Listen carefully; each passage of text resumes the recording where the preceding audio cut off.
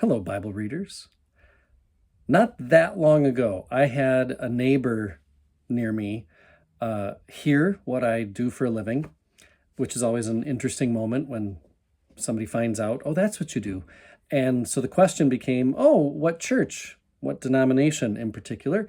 And when I told this person said, oh, he seemed disappointed, at least for me, but maybe in me. Later, as he repeated a story from the news about some hot button cultural issue, he connected his perspective on that issue to the doctrines of his church. And then he said, I'm just so glad I'm right. And he looked at me in such a way that without having to say a word, he was trying to make it very clear that I was wrong, as right as he was. If Walter Brueggemann had been there in that conversation, I think he might have said this, or something like it.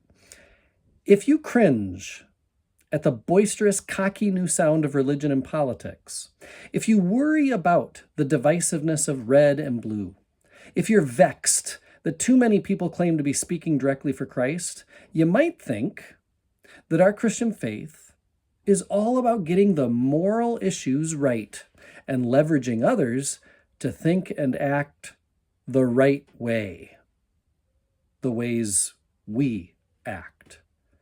But if you think that, you are very wrong, because such contemporary, loud posturing is not so much about faith as it is about anxiety and maintaining control in the world. Our faith, I propose, is not about pinning down moral certitudes. It is rather about openness to wonder and awe in glad praise.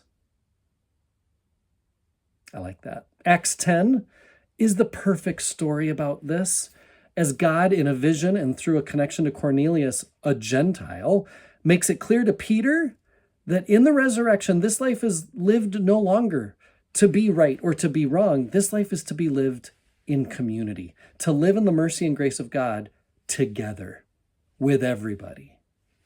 And so we keep faith alive.